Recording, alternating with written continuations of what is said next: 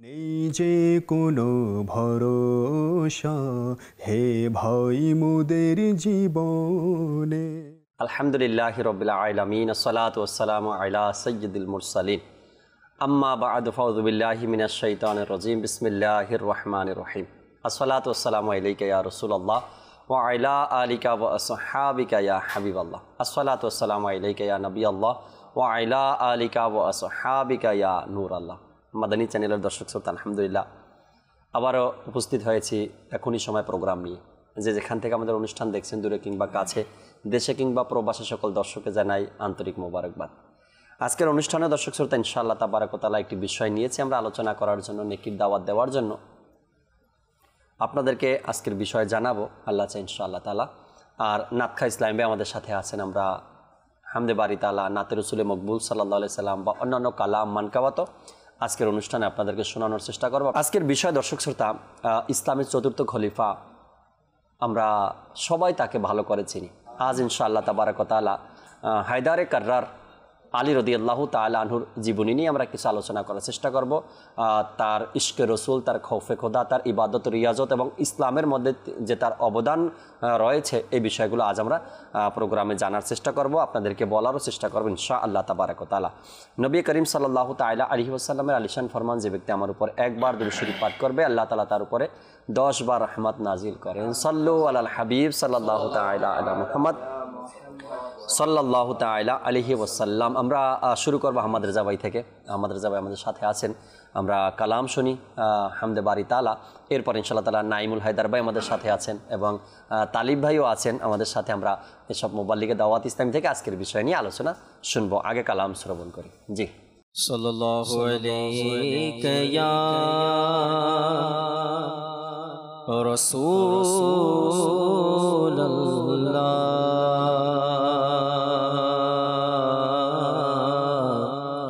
وسلم عليك يا حبيب الله صلى الله عليك يا رسول الله وسلم عليك يا حبيب الله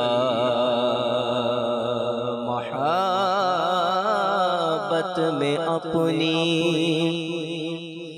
गुमाया इलाही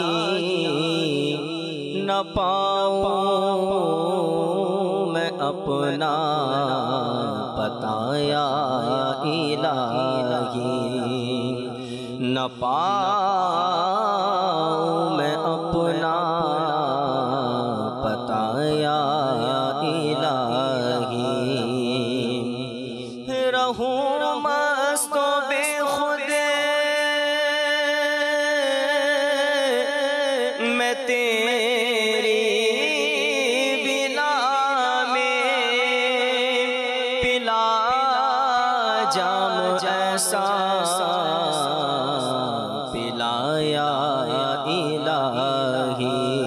सल्लल्लाहु अलैका या रसूल अल्लाह वसल्लमु अलैका या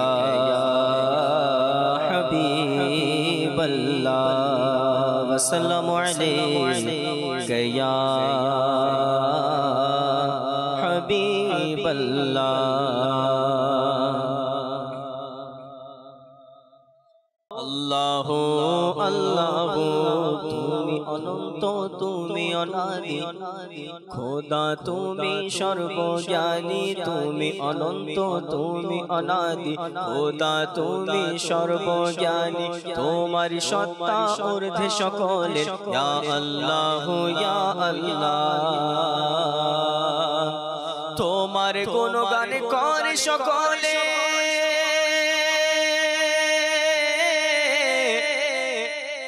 তোমার গুণগান করে সকলে, চন্দ্র সূর্য বৃক্ষ পাথরে, তোমার গুণগান করে সকলে, চন্দ্র সূর্য বৃক্ষ পাথরে, তসবিহ শুষ্ক ভেজা জিনিসের, তসবিহ শুষ্ক ভেজা জিনিসের। ইয়া আল্লাহ ইয়া আল্লাহ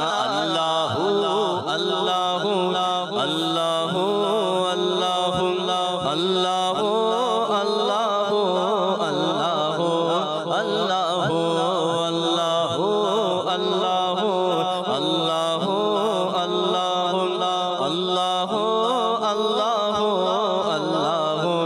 আল্লাহ লা ইলাহা ইল্লাল্লাহ লা ইলাহা ইল্লাল্লাহ লা ইলাহা ইল্লাল্লাহ লা ইলাহা ইল্লাল্লাহ আল্লাহ ও আল্লাহ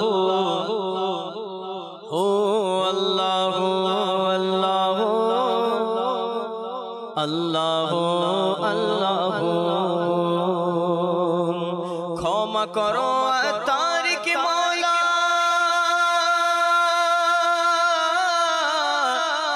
ক্ষমা করো তারিক মওলা দোগাই নবীর ওগে খোদা ক্ষমা করো আমাদের মওলা দোগাই নবীর ওগে খোদা যিনি শ্রেষ্ঠ সকল নবীদের যিনি শ্রেষ্ঠ সকল নবীদের ইয়া আল্লাহ ইয়া আল্লাহ আল্লাহ ও আল্লাহ আল্লাহ আল্লাহ আল্লাহ আল্লাহ আল্লাহ লা ইলাহা ইল্লাল্লাহ লা ইলাহা ইল্লাল্লাহ লা ইলাহা ইল্লাল্লাহ লা ইলাহা ইল্লাল্লাহ আল্লাহ আল্লাহ আল্লাহ আল্লাহ আল্লাহ আল্লাহ আল্লাহ লা ইলাহা ইল্লাল্লাহ লা ইলাহা ইল্লাল্লাহ লা ইলাহা ইল্লাল্লাহ মুহাম্মাদুর রাসূলুল্লাহ সাল্লাল্লাহু তাআলা আলাইহি ওয়াসাল্লাম। আল্লাহ তাবারক ওয়া তাআলার প্রশংসা হামদে বারি তাআলা শুনছিলাম। এতক্ষণ পর্যন্ত আমরা আবার আহমদ রেজা ভাইকে সময় দেব। নাতে রসুল মকবুল সাল্লাল্লাহু আলাইহি সাল্লাম এবং কালাম আমাদেরকে শোনাবেন, মানকাবাতও আমাদেরকে শোনাবেন ইনশাআল্লাহ তাআলা। আজকের যে বিষয় আমরা নিয়েছি হায়দারে কাররার, কার উপাধি, কার লকব, কার উপনাম আজ আমরা জানবো। আর এই উপাধি বা এই লকব, এই উপনামের কারণ কি, এর পিছনে রহস্য কি, সেটাও আমরা আজ জানার চেষ্টা করব ইনশাআল্লাহ তাবারক ওয়া তাআলা। মোবাইলে দাওয়াত ইসলামী নাইম ভাই আমাদের সাথে আছেন। শুরু করব নাইম ভাই থেকে, এরপরে তালিব ভাইয়ের কাছে আমরা আসবো ইনশাআল্লাহ তাবারক ওয়া তাআলা। হায়দারে কাররার রাদিয়াল্লাহু তাআলা আনহু মহান শানওয়ালা একজন ব্যক্তি, আল্লাহ নবী সাল্লাল্লাহু আলাইহি সাল্লামের দরবারের খুবই প্রিয় একজন সাহাবী, ইসলামের চতুর্থ খলিফা এবং পাক পাঞ্জাতনের একজন মহান ব্যক্তি। আলোচনা কিছু মাদানী ফুল দর্শকের উদ্দেশ্যে। অবশ্যই হায়দারে কাররার তো বলা হয় চিনি তো এক তো চতুর্থ খলিফা জি ইসলামের, এরপর যিনি খাতুনের জান্নাত, জান্নাতের রমণীদের সর্দার মা ফাতেমা রাদিয়াল্লাহু তাআলা আনহা, ইনার স্বামী। আবার বলা হচ্ছে হযরতে সাইয়েদনা আলী ইবনে আবু তালিব, আবু তালিবের পুত্র। সুবহানাল্লাহ। ইনার কুনিয়াত হচ্ছে আবুল হাসান এবং আবু তুরাব। বলা হচ্ছে তিনি হুজুর সাল্লাল্লাহু তাআলা আলাইহি ওয়াসাল্লামের শুভ আগমনের, যখন নবী পাক সাল্লাল্লাহু আলাইহি ওয়াসাল্লামের বয়স 30-এর কাছাকাছি, তখন ওই সময়ে প্রায় 30 বছর 13ই রজব শুক্রবার জুমার হযরতে সাইয়েদনা আলী রাদিয়াল্লাহু তাআলা আনহু মক্কা শরীফের মধ্যে শুভ জন্ম করেন। সুবহানাল্লাহ সুবহানাল্লাহ। আল্লাহ পাক রব্বুল আলামিনের দরবারে অসংখ্য শুকরিয়া যে আল্লাহ তাআলা আমাদেরকে সাহাবায়ে কেরাম আলাইহিম রিদওয়ানদেরকে এবং আহলে বাইতের ভালোবাসা আমাদেরকে আল্লাহ পাক দান করেছেন। তো ইনি রাদিয়াল্লাহু তাআলা আনহুর এর আম্মাজানের নাম হচ্ছে হযরতে সাইয়্যিদাতুনা ফাতেমা বিনতে আসাদ। তিনি প্রায় 10 বছর বয়সে একেবারে ছোট অবস্থায় ইসলামের ছায়াতলের মধ্যে চলে আসেন। তো বলা হচ্ছে ইনার যে কুনিয়াত, অনেক কুনিয়াত ছিল, এর মধ্যে থেকে যদি আমরা একটু খেয়াল করি যে মুরতাদা, আলিউল মুরতাদা বলা হয়, অর্থাৎ নির্বাচিত। ইনাকে বলা হয় আল্লাহর সিংহ, এরকম একটা উপাধিও ইনি লাভ করেন। সুবহানাল্লাহ। এরপর ইনার কিন্তু নাম হচ্ছে আলী, ইনার বাবা নাম রাখেন আলী। নিজের নামের উপর ভিত্তি করে, অর্থাৎ নিজের বাবা নিজের নামের উপর ভিত্তি করে হায়দার রাখেন। আচ্ছা আচ্ছা। এবং হুজুর পাক সাল্লাল্লাহু আলাইহি ওয়াসাল্লাম আল্লাহর সিংহ বলে উপাধি দেন। এরপর যে কাররার, এটা কেন বলা হয়? এটা বলা হচ্ছে এই জন্যই তিনি ফিরে ফিরে আক্রমণকারী ছিলেন, অর্থাৎ কাফির, তারপর যারা ইসলামের দুশ্মন, তাদেরকে এত বেশি ইনি আক্রমণ করেছিলেন, দিন ইসলাম ইনার মাধ্যমে এত বেশি সুবাসিত হয়েছে, সুবহানাল্লাহ, যাকে কাররার বলা হয়, ফিরে ফিরে আক্রমণকারী, অনেক বড় মাশাআল্লাহ ইনার মধ্যে বীরত্ব ছিলেন। জি, এবং যাকে মুশকিল কুশা বলা হয়, সুবহানাল্লাহ, এই নামটা কিন্তু একেবারে প্রসিদ্ধ লাভ করেছে, মুশকিল কুশা, কাল্লামাহুল্লাহ তাআলা ওয়াজহুল করিম। আল্লাহ সুবহানাহু ওয়া তাআলার যে নবী পাক সাল্লাল্লাহু আলাইহি ওয়াসাল্লামের এতই কাছে ছিল, বলা হচ্ছে নিজের চাচাতো ভাই, অর্থাৎ নবী পাক সাল্লাল্লাহু তাআলা আলাইহি ওয়াসাল্লামের বংশেরই একজন। তা আল্লাহ পাকের দয়া মেহেরবানি যে এরকম একজন ব্যক্তিত্বের মাশাআল্লাহ শান ও আসমাত আমরা ক্ষুদ্র মানুষ, আমরা বড় সৌভাগ্য আল্লাহ আমাদেরকে দান করেছেন। জি, আলহামদুলিল্লাহ। এক ভাগ্যের বিষয় এটাও যে এমন মহান ব্যক্তিদের আলোচনা আমরা করতে পারি যাদের ব্যাপারে কোরআনে পাকের মধ্যে আয়াতে কারিমা আর নবী পাক সাল্লাল্লাহু আলাইহি সাল্লামের পবিত্র জবান মোবারক থেকে যাদের ব্যাপারে ফজিলত বয়ান করেছেন, ওই সকল মহান ব্যক্তিদের আলোচনা করতে পারা এটা নিজের ভাগ্যের ব্যাপার। আল্লাহ তাআলা তৌফিক দিয়েছেন বিদায় আজ আমরা আলোচনা করছি। আর এই হায়দারে কাররার রাদিয়াল্লাহু তাআলা আনহু, ইসলামের মধ্যে তার কত অবদান রয়েছে। সাহাবা একরাম তো ওই সকল ব্যক্তিরা যাদের কোরবানি ইতিহাস হয়ে থাকবে, তাদের আত্মত্যাগ ইতিহাস হয়ে থাকবে কিয়ামত পর্যন্ত। সাহাবা একরামের আত্মত্যাগ যা আমরা কিতাবের মধ্যে পাই, তার মধ্যে একজন মহান ব্যক্তি হলেন হযরত আলী রাদিয়াল্লাহু তাআলা আনহু। আমাদের সাথে তালিব ভাই আছেন, তালিব ভাই থেকে কিছু মাদানী ফুল শুনি, এরপরে নাতে রাসূল মকবুল সাল্লাল্লাহু আলাইহি সাল্লাম শোনাবো আপনাদেরকে। জি তালিব ভাই। আলহামদুলিল্লাহি রাব্বিল আলামিন ওয়াসসালাতু ওয়াসসালামু আলা সাইয়্যিদিল মুরসালিন। জাকির ভাই, আজকে আমাদের যে বিষয় হায়দারে কাররার, যার গুণগান আমরা করতে বসেছি, তার গুণগান স্বয়ং আল্লাহ রাব্বুল আলামিন কোরআনুল মাজিদে করেছেন। আল্লাহ আল্লাহ আল্লাহ। আজকে আমরা যার গুণকীর্তন করতে বসেছি, তার গুণাবলী, তার গুণগান স্বয়ং নবী পাক সাল্লাল্লাহু তাআলা আলাইহি ওয়াসাল্লাম করেছেন। সুবহানাল্লাহ, সুবহানাল্লাহ। আজকে আমরা যার গুণগান করতে বসেছি, তার গুণাবলী স্বয়ং সাহাবা একরাম করেছেন। আল্লাহ আল্লাহ আল্লাহ। আপনাকে একটি হাদিসে পাক শোনাই।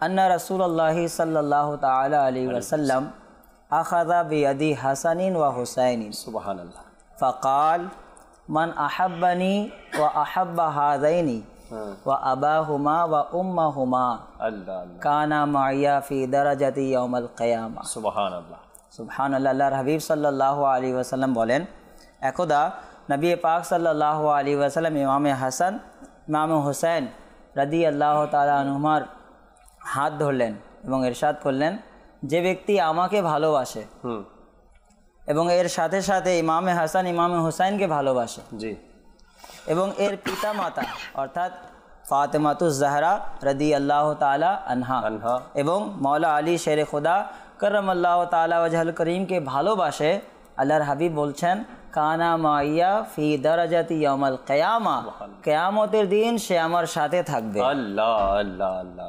সুবহানাল্লাহ। কেমন আল্লাহ নবী ইরশাদ করেছেন এই হাদিসে পাক। সুবহানাল্লাহ। তো আহলে বাইতকে ভালোবাসা, মাওলা আলীকে ভালোবাসলে উপহার স্বরূপ নবী পাক সাল্লাল্লাহু আলাইহি ওয়াসাল্লামের সাথে জান্নাতে থাকার সৌভাগ্য অর্জিত হবে। সুবহানাল্লাহ। মাওলা আলী শেরে খোদা কররামাল্লাহু তাআলা ওয়াজহুল করিম কেমন ব্যক্তিত্ব, আসুন আমরা কোরআনে করিম থেকে তার শান ও মান কিছুটা শোনার সৌভাগ্য অর্জন করি। আল্লাহ তাবারক ওয়া তাআলা সূরা বাকারা আয়াত নাম্বার 274 মধ্যে ইরশাদ করেন, আল্লাযীনা ইউনফিকুনা বিআমওয়ালিহিম বিল-লাইলি ওয়ান-নাহারি সিররান ওয়া আলানিয়াতান ফালাহুম আজরুহুম ইনদা রাব্বিহিম ওয়ালা খাউফুন আলাইহিম ওয়ালা হুম ইয়াহজানুন। আল্লাহ। অনুবাদ, ওই সব লোক যারা নিজেদের ধন সম্পদ দান করে রাতে ও দিনে, গোপনে প্রকাশ্যে, তাদের জন্য তাদের পুণ্যফল রয়েছে তাদের প্রতিপালকের নিকট। সুবহানাল্লাহ। লা খাউফুন আলাইহিম ওয়ালা হুম ইয়াহজানুন, তাদের কোনো ভয় নেই, তাদের কোনো দুঃখ নেই। সদরুল আফাজিল হযরতে আল্লামা মাওলানা সৈয়দ মোহাম্মদ নাঈমউদ্দিন মুরাদাবাদী আলাইহি রাহমাতুল্লাহিল হাদি এই আয়াতের ব্যাখ্যায় খাজাইনুল ইরফানে লিখেন, এক বর্ণনা মতে এই আয়াত হযরতে সৈয়দুনা আলীউল মুর্তজা শেরে খুদা কররামাল্লাহু তাআলা ওয়াজহুল করিম এর শানে অবতীর্ণ হয়েছে। সুবহানাল্লাহ। যখন তার কাছে শুধু 4 দিরহাম ছিল, জাকির ভাই, এছাড়া আর কোনো দিরহাম ছিল না। তো হযরতে সৈয়দুনা মাওলা আলী শেরে খুদা কররামাল্লাহু তাআলা ওয়াজহুল করিম ওই 4 দিরহামটি আল্লাহ তাআলার রাস্তায় দান করে দিল। আল্লাহ আল্লাহ। একটি রাত্রে একটি দিনে, সুবহানাল্লাহ, একটি গোপনে, একটি প্রকাশ্যে, সুবহানাল্লাহ। তো মাদানী চ্যানেলের দর্শকবৃন্দ, আল্লাহ তাআলার নেক বান্দাদের কি অপূর্ব শান। যেমন আপনারা শুনলেন যে তারা ধন সম্পদ জমা করার পরিবর্তে আল্লাহর রাস্তায় দান করাকে পছন্দ করতেন।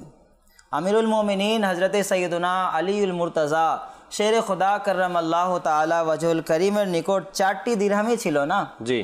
তিনি 4টি দিরহামই আল্লাহ তাআলার রাস্তায় দান করলেন, যে একটি দিনে, একটি রাত্রে, একটি গোপনে আর একটি প্রকাশ্যে। কারণ জানা নেই যে মহান আল্লাহ তাআলার দরবারে কোন আমল পছন্দ হয়ে যায়, কোন আমল কবুল হয়ে যায়। এমন ছিল আমার মওলা আলী শের খুদা কররামাল্লাহু তাআলা, হিকমত থাকতে পারে। জি সুবহানাল্লাহ। পক্ষান্তরে আমাদের অবস্থা কেমন? যদি আমরা আল্লাহ তাআলার রাস্তায় ব্যয় করার সাহসও করে নেই, আমাদের ইচ্ছা জাগে যে কেউ আমাদের দান সম্পর্কে জেনে যাক। যদি কোনো জনাব ব্যক্তি মসজিদে টাকা দান করে, তো আকাঙ্ক্ষা হয় যে ইমাম সাহেব আমার নাম নিয়ে দোয়া করুক, যেন সকলে জেনে যাক যে অমুক ব্যক্তি আল্লাহ তাআলার রাস্তায় দান করেছে। কোথায় আমাদের একনিষ্ঠতা, কোথায় আমাদের ইখলাস, কোথায় আমাদের কাজ আল্লাহ তাআলার ওয়াস্তে করা? কিন্তু মওলা আলী শের খুদা কররামাল্লাহু তাআলা ওয়াজহুল করিমের একনিষ্ঠতা দেখেন, যে কবুল হবেই হবে। রাতে দিলেন, দিনে দিলেন, প্রকাশ্যে দিলেন, গোপনে দিলেন, কবুল ইনার কবুল না হলে কবুল কার হবে? এমন ছিলেন আমার মওলা আলী শের খুদা কররামাল্লাহু তাআলা ওয়াজহুল করিম রাদিয়াল্লাহু তাআলা আনহু। শান ও মান আলোচনা এতই মহান। আজ ইনশাআল্লাহ তাআলা বিস্তারিতভাবে কিছু আলোচনা করার আপনাদের সামনে আমরা চেষ্টা করব। মাওলা মুশকিল কুশা আলী রাদিয়াল্লাহু তাআলা আনহু ব্যাপারে আমরা নাতে রাসূলে মকবুল সাল্লাল্লাহু তাআলা আলাইহি ওয়াসাল্লাম শুনি। এরপরে দর্শক ফিরবো আলোচনায়, শুনবো আপনাদের কলগুলো, পড়বো আপনাদের SMS গুলো ইনশাআল্লাহ তাআলা। সাল্লু আলাল হাবিব সাল্লাল্লাহু তাআলা আলা মুহাম্মদ সাল্লাল্লাহু আলাইহি ওয়াসাল্লাম। মদিনা মদিনা আমাদের মদিনা, মোদের জানো প্রাণ হতে প্রিয় মদিনা। মদিনা মদিনা আমাদের মদিনা, মোদের জানো প্রাণ হতে প্রিয় মদিনা। সকল আশিকানে রাসূল মিলে বলছে, সকল আশিকানে রাসূল মিলে বলছে, মোদের কাছে জান্নাত হতে প্রিয় মদিনা। মদিনা মদিনা আমাদের মদিনা, মোদের জানো প্রাণ হতে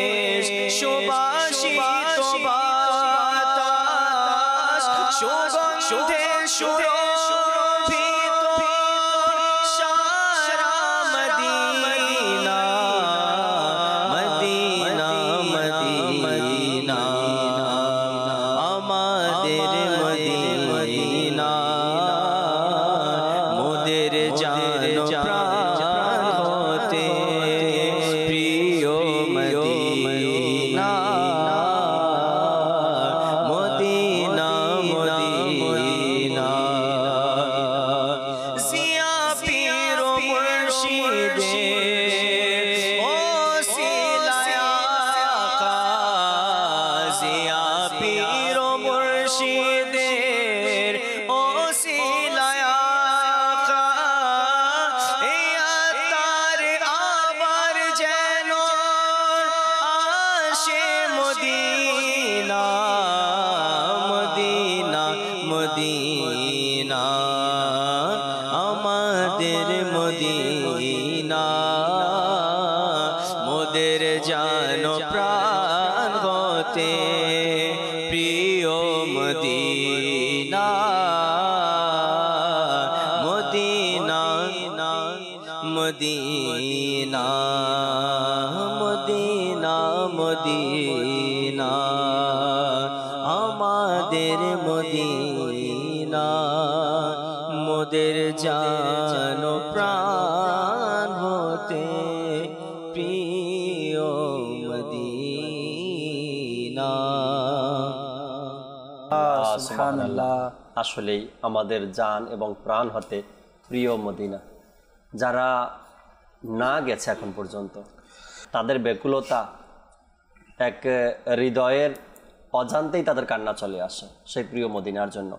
আর যারা গেছে তাদের তো বারবার সেখানে যাওয়ার ইচ্ছা, বারবার যেতে পারে এই তামান্না, এই আশা বারবার যেন তারা যেতে পারে। যত কবি নাতে রসুল লিখেছেন, যদি তারা একবার নবী পাক সাল্লাল্লাহু আলাইহি সাল্লামের রওজা মোবারকে উপস্থিত হয়েছেন, হাজিরি দিয়েছেন, তো এরপরে যে কালামগুলো তারা লিখেছেন সবাই এটাই বলেছেন, আবার আবার আবার যেন যেতে পারি।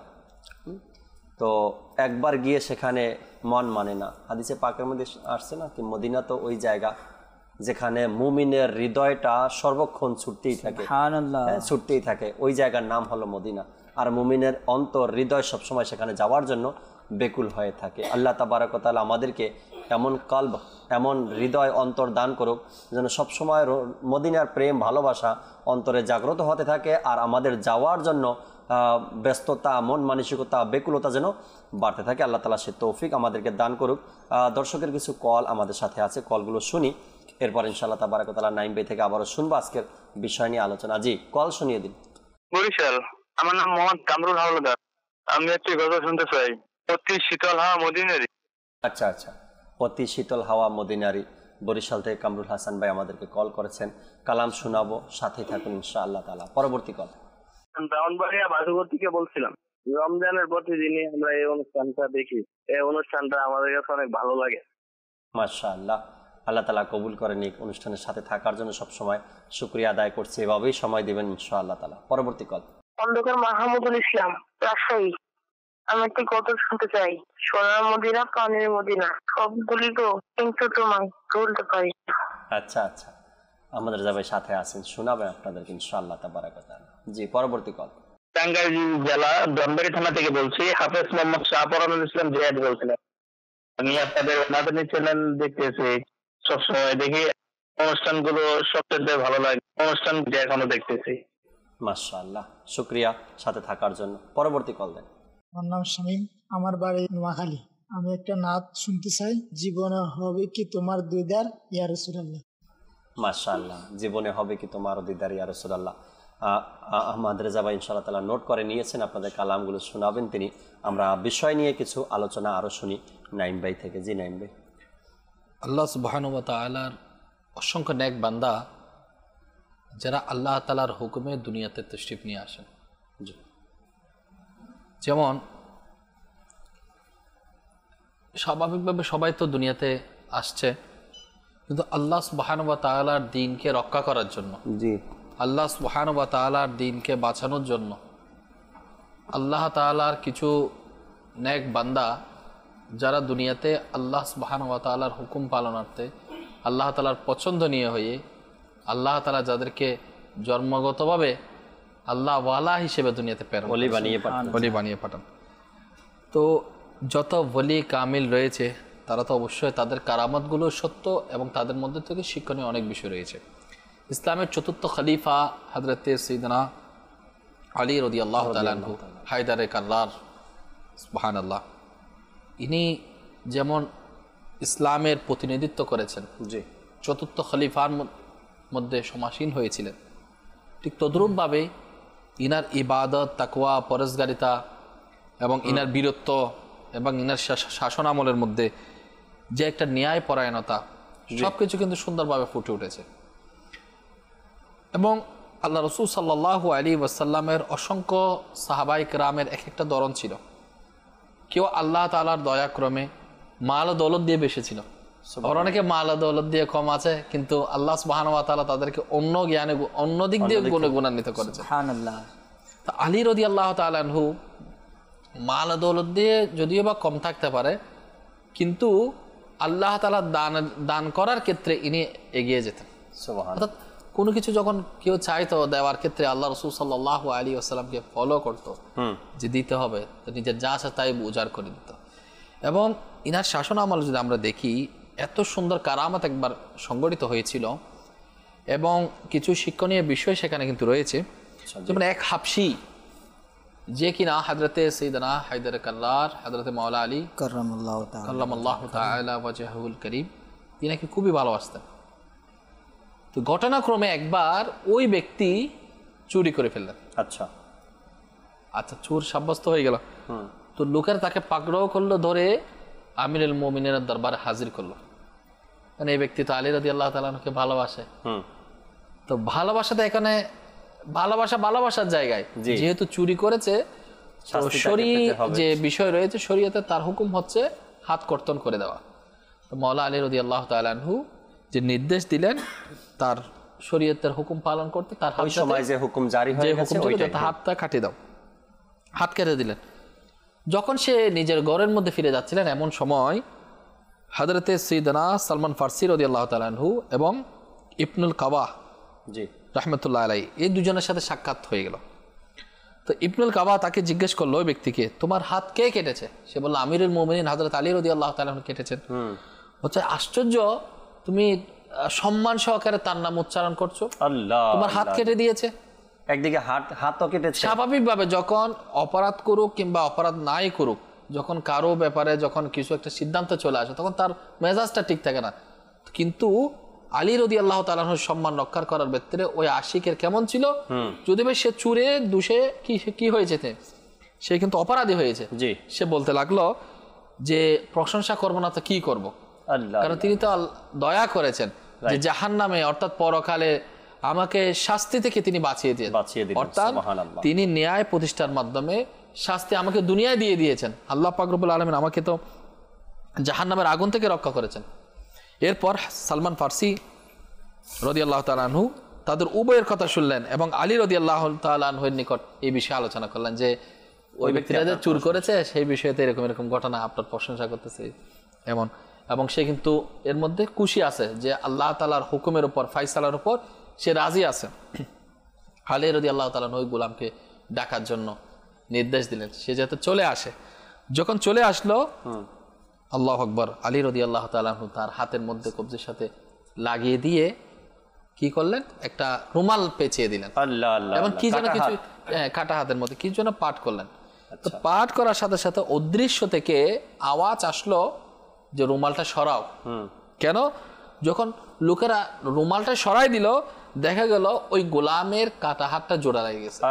শুধু জোড়া লাগে নাই, বরঞ্চ ওই জায়গার মধ্যে একটু সামান্য পরিমাণ একটু দাগও নেই, যেটাতে হাত কেটে দিয়েছে, হাত কাটা ছিল।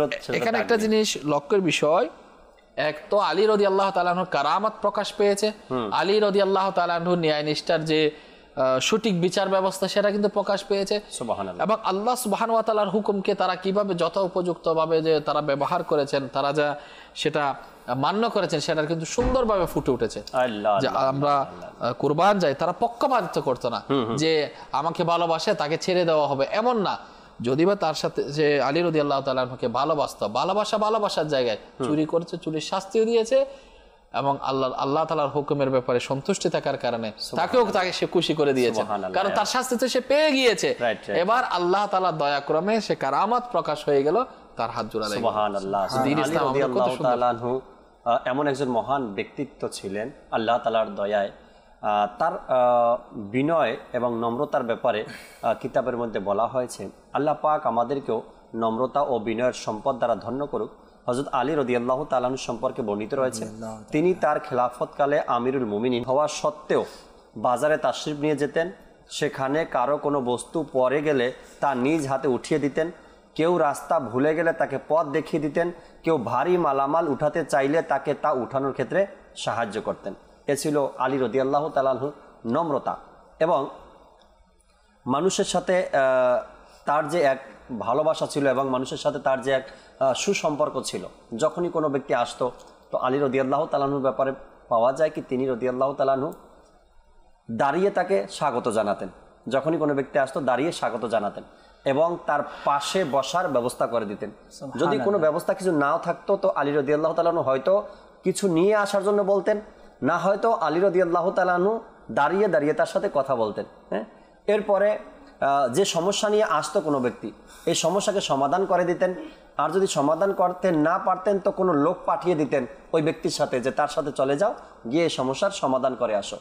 এরপরে বলা হয় আলী রাদিয়াল্লাহু তাআলা আনহুর কাছে যদি কোনো ব্যক্তি বিচার নিয়ে আসতেন তো সাথে সাথে বিচার যেটা হবে আলী রাদিয়াল্লাহু তাআলা বাদীকেও ডাকতেন, বিবাদীকেও ডাকতেন, সাক্ষীকেও ডাকতেন, ডেকে সবাইকে সামনে বসিয়ে সবার কথা শুনতেন। তেরো ব্যক্তির কথা যে বিচার নিয়ে আসছে, যার ব্যাপারে বিচার নিয়ে আসছে এবং সাক্ষী সবার কথা বসে শুনে আলী রাদিয়াল্লাহু তাআলা আনহু সমাধান করে দিতেন। অর্থাৎ কোনো বিষয় এমনটা ছিল না কি আজকে নয় কালকে, কালকে নয় পরশুদিন, এবং কেউ এসে তার কাছ থেকে ফিরে যেতেন না। প্রতিটা কাজ সফলতার সাথে মানুষ তার থেকে নিয়ে যেতে পারতেন। আলী রাদিয়াল্লাহু তাআলা আনহুর শান ও মর্যাদা এমন ছিল। অনুরোধের কিছু কালাম ছিল, কালামগুলো আমরা শুনি। আর আজকে ইনশাআল্লাহ তাআলা আহমদ রেজা ভাই থেকে মাওলা আলী মুশকিল কুশা রাদিয়াল্লাহু তাআলা আনহুর মানকাওয়াত আমরা শুনবো ইনশাআল্লাহ তাআলা আহমদ রেজা ভাই থেকে। অনুরোধের কালামগুলো শুনিয়ে দেন। জীবনে হবে কি তোমারি দিদার ইয়া রাসূলুল্লাহ,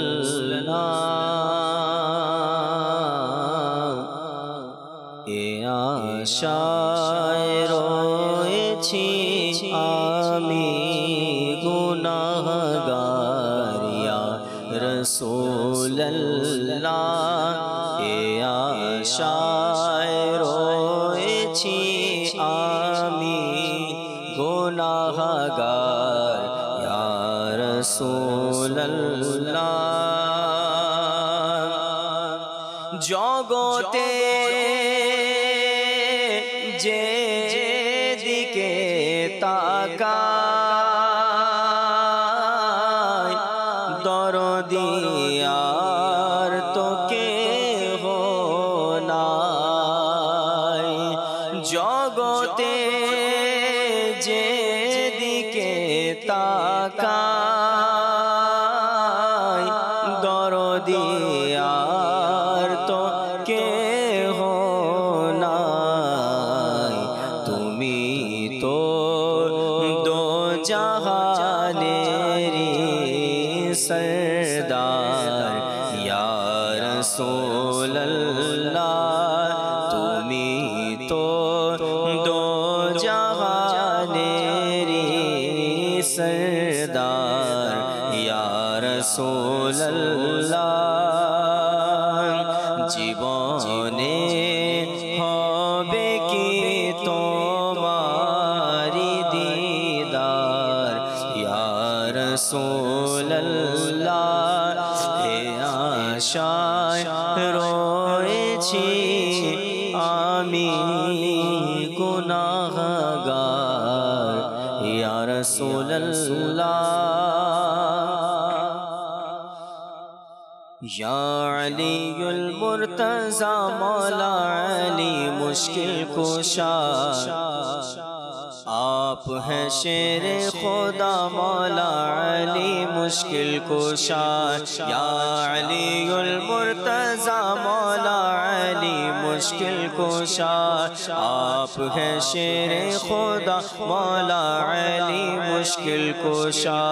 साहिब लुत्फ़ अता मौला अली मुश्किल कुशा है शहीद बावफा मौला अली मुश्किल कुशा इल्म का मैं शगर हूँ दरवाजा इसका है अली है ये कौल मुस्तफा मौला अली मुश्किल कुशा या अली मुर्तजा मौला अली मुश्किल कुशा आप हैं शेरे खुदा मौला अली मुश्किल कुशा आप हैं शेरे खुदा मौला अली मुश्किल कुशा या अली उल मुर्तजा मौला अली मुश्किल कुशा क्यों फिरो दर दर भला खैरात लेने के लिए मैं फकत मंगता तेरा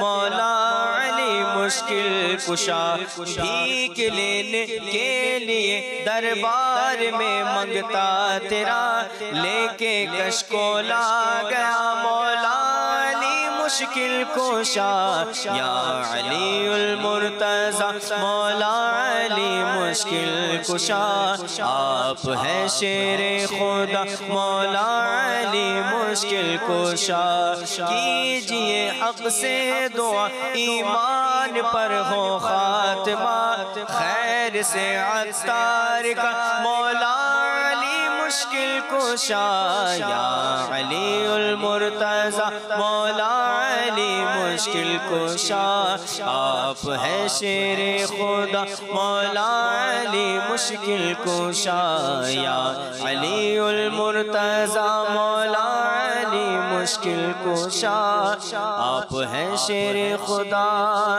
मौला अली मुश्किल कुशा। सुबहानाल्लाह। अल्लाह तबारक व तआला मौला अली मुश्किल कुशा রাদিয়াল্লাহু তাআলা আনহুকে অন্তর থেকে ভালোবাসা বিশ্বাসের মতো বিশ্বাস করা মানা আল্লাহ তাআলা সেই তৌফিক আমাদেরকে দান করুন। আলী রাদিয়াল্লাহু তাআলা আনহু কেমন বিনয় এবং নম্রতার অধিকারী ছিলেন।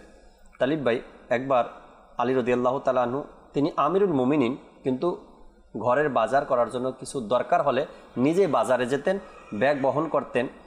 আমাদের দেশে সচরাচর রাজা বাদশাহ যারা হয় তাদের সাথে গার্ড থাকে, বিভিন্ন সিকিউরিটি থাকে, বহর যায়, তাকে রিসিভ করে, এমন একটা সিস্টেম আছে। কিন্তু আলী রাদিয়াল্লাহু তাআলা আনহু যখন আমিরুল মুমিনিন ছিলেন তখন তার সাথে না গার্ড ছিল, না তার ব্যাগ বহন করার কোনো ব্যক্তি ছিল, না খাদিম ছিল, কিছু ছিল না। তিনি যখন বাজারে গেলেন দেখলেন বাজারের পাশে এক মহিলা কান্না করছেন। তো আলী রাদিয়াল্লাহু তাআলা আনহু তাকে জিজ্ঞাসা করলেন কান্না করার কারণটা কি মহিলাকে। তো ওই মহিলা বললেন, আমি একজন কৃত দাস, আমি কোনো এক মালিকের কেনা দাসী আমি। তো আমাকে তিনি পাঠিয়েছেন দিনার দিরহাম দিয়ে খেজুর কেনার জন্য। আমি ওই দোকানটা থেকে খেজুর কিনেছি। এখন যখন খেজুর কিনে নিয়ে আমি আমার মুনিবের কাছে গেলাম তো তার খেজুর পছন্দ হয় নাই, আমাকে বলছে খেজুর ফিরিয়ে দেওয়ার জন্য, আর দিনার দিরহাম নিয়ে যাওয়ার জন্য বলছে। সে খেজুর খাবে না, পছন্দ হয়নি তার। আমি দোকানের কাছে আসলাম, দোকানদার আমাকে ফিরিয়ে দিল, সে আমাকে খেজুর নিবে না, তা আমার দিরহাম ফেরত দিবে না, দিরহাম দিবে না। আমি এই চিন্তায় আছি, আমি তো কৃত দাস, আমি কি করবো এখন? মালিক আমার কথা বুঝতেছে না, দোকানদার আমাকে ফেরত দিচ্ছে না। আলী রাদিয়াল্লাহু তাআলা আনহু তাকে বললেন কি আমার সাথে চলেন দোকানের দিকে। যাওয়ার পরে দোকানদারকে বলল যে আল্লাহ তার রাসূলের জন্য এই কৃত দাসের উপরে দয়া করো, তার খেজুরগুলো রেখে দাও, তোমার দোকান থেকে নিয়েছে, আর দিরহাম দিনার যা তোমাকে দিয়েছে সেটা তাকে ফিরিয়ে দাও। দোকানদার আলী রাদিয়াল্লাহু তাআলা আনহুকে চিনতে পারেনি, কারণ তিনি সাধারণ বেশেই থাকতেন, সাধারণ মানুষের সাথেই আসা যাওয়া দোকানে বাজারে এভাবে। তো দোকানদার রাগ করে আলী রাদিয়াল্লাহু তাআলা আনহুকে ধাক্কা দিলেন। ধাক্কা দেওয়ার পরে আশেপাশের দোকানদার যারা ছিল তারা তো ভয় পেয়ে গেছে, ঘাবড়িয়ে গেছে, আর ওই দোকানদারকে বলতে লাগলো, তুমি কি জানো কার সাথে এই কাজ করছো তুমি? বলো না, জানি না।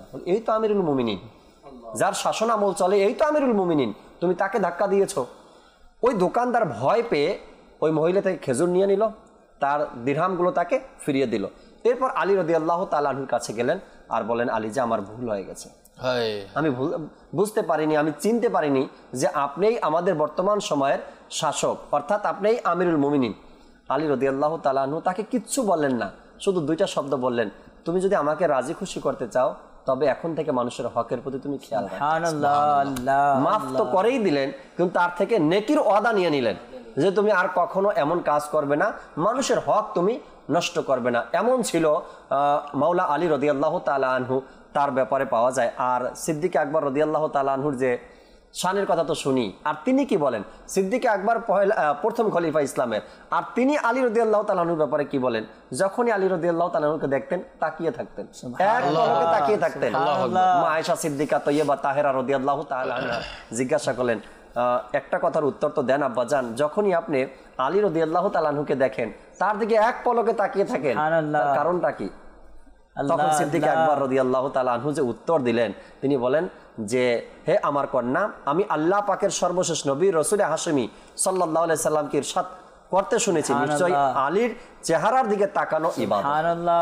কেমন ছিল সেই মহান ব্যক্তি আলী রাদিয়াল্লাহু তাআলা, যেভাবে মাশাআল্লাহ আল্লাহ পাকের দয়া মেহেরবানি যে ন্যায় নিষ্ঠার ব্যাপারে জি এবং বিনয়ের ব্যাপারে যে প্রতিশোধ না নেওয়া, সাথে সাথে ইনারা রাগকে এত বেশি হজম করতে পারতেন। আল্লাহু আকবার, সুবহানাল্লাহ। কুরবান যায় মওলা আলী মুশকিল কুশার উপর। আল্লাহু আকবার। কিতাবের মধ্যে আসছে যে একবার যুদ্ধের ময়দানে আলী রাদিয়াল্লাহু তাআলা আনহুর কাছে তো জুলফিকার ছিল, ইনি যখন বের হতেন এত বেশি মাশাআল্লাহ, এত সুন্দর বীর, আল্লাহু আকবার, একেবারে অসংখ্য কাফিরদেরকে জাহান্নামে পাঠিয়ে দিতেন।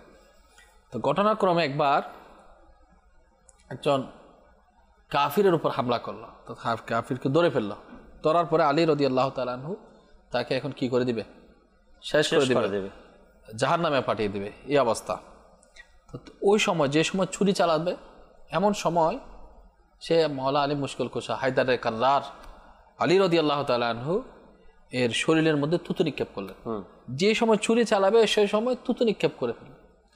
আলী রাদিয়াল্লাহু তাআলা আনহু ওই অবস্থায় তাকে ছেড়ে দিল। আচ্ছা, একটা জিনিস দেখেন, এক তো যুদ্ধের ময়দান আছে, দিন ইসলামের জন্য যুদ্ধ করতেছে, ইসলামের খাতিরে, তো তাকে তো কি করবে, কতল করবে। তো অন্য জায়গার মধ্যে দেখা যাচ্ছে সে যখন তুতু মারলো তাহলে রাগ বেশি আসবে, এমন সময় আরো তাড়াতাড়ি বেশি কতল করার কথা ছিল, কিন্তু তাকে ছেড়ে দিল। আশ্চর্যের বিষয়। তো পরবর্তীতে যখন যুদ্ধ থেকে ফারিক হলো বা পরবর্তী সময়ে ওই ব্যক্তি আলী রাদিয়াল্লাহু তাআলার সাক্ষাতে চলে আসলো। আসার পর বলল, হে আলী, একটা জিনিস কি আমাকে জানাবেন? বলে কি? আপনার জায়গায় যদি আমি থাকতাম অবশ্যই আমি আপনার উপর ছুরি চালাতাম, কিন্তু অবাক করা কাণ্ড যে ওই দিন যুদ্ধের ময়দানে আপনি আমাকে হাতে নাতে ধরে ফেলেছিলেন, আপনি আমাকে কতল করবেন, সেই সময় আপনি আমার উপর ছুরি চালালেন না, কারণ আমি আপনাকে থুতু নিক্ষেপ করেছি। এর কারণটা কি? তো মাওলা আলী হায়দারে কাররার রাদিয়াল্লাহু তাআলা শান আসমত কেমন, ইনি বলতেছেন যে আমি দ্বীনে ইসলামের জন্যই যুদ্ধ করছি, যে সময় তুমি আমাকে থুতু নিক্ষেপ করেছো তখন আমার মধ্যে রাগ চলে আসছে, তখন সেটা ব্যক্তি পর্যায়ে চলে যাচ্ছে, তুমি আমাকে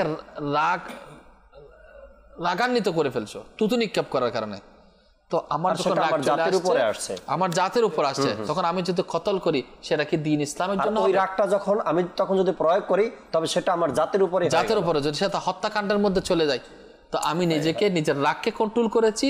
আমি যেহেতু আল্লাহ তাআলার রাহে আছে, আল্লাহ তাআলার রাহে কাজ করব, ব্যক্তি বিষয়ে আমি কেন যাব? সেজন্য আমি সেখান থেকে আমি নিজেকে কন্ট্রোল করে ফেলেছি, তোমাকে ছেড়ে দিয়েছি। বলছে যদি আমি পাইতাম তাহলে আমি তো ছাড়তাম না, আপনার এই গুণ। আল্লাহ দ্বীন ইসলাম তো এটাই শেখায়। তখন সে তো মুসলমান ছিল না ওই ব্যক্তিটা, তো বলতে লাগলো দ্বীন ইসলাম এত সুন্দর, এত সুন্দর সুন্দর ছোট ছোট বিষয়গুলো শিক্ষা দেয়। সে বলে তৎক্ষণাৎ মুসলমান হয়ে গেল। আলী রাদিয়াল্লাহু তাআলার সুন্দর ব্যবহার, আলী রাদিয়াল্লাহু তাআলার রাগকে কন্ট্রোল করা, দ্বীন ইসলামের সুন্দর শিক্ষা। আল্লাহ তাআলা আমাদেরকেও তার সদকায় কিছু হলো দান করুক, তার সদকায় আল্লাহ তাআলা আমাদেরকেও এমন রাগ কন্ট্রোল করার তৌফিক দান করুক। একটি প্যাকেজ আমরা প্রতিদিন অনুষ্ঠানে দর্শককে দেখানোর চেষ্টা করি, শেয়ার করি। আজকের নেক আমল একটি প্যাকেজ আমাদের সাথে আছে দর্শক শ্রোতা। আজকের নেক আমল নিয়ে মোবালিকে দাওয়াত ইসলামী আমাদেরকে কি শোনাচ্ছেন, কি জানাবেন দেখি। এরপর ইনশাআল্লাহ তাআলা তালিব ভাই আছেন, তার থেকে আমরা আরো মাদানী ফুল শুনবো, যে আমাদেরকে ভিডিও প্যাকেজ দেখিয়ে দিন।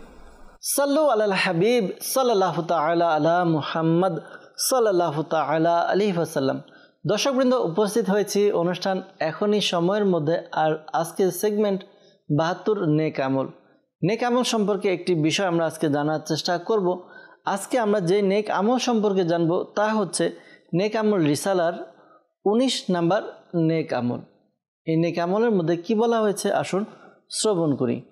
বলা হয়েছে, আপনি কি আজ ঈশার জামাত থেকে 2 ঘন্টার মধ্যেই ঘুমানোর চেষ্টা করেছেন? টিভিতে সরাসরি মাদানী মুজাকারা ও দাওয়াত ইসলামের বিশেষ ইজতিমা ইত্যাদিতে অংশগ্রহণ বা সময় মতো ঘরে পৌঁছে ইবাদত ও অধ্যয়ন করার কারণে দেরি হতে কারো হক নষ্ট না হলে তবে নেক আমল বিশুদ্ধ বলে গণ্য হবে। আমাদের উচিত এই নেক আমলের উপর আমল করার জন্য। কেন?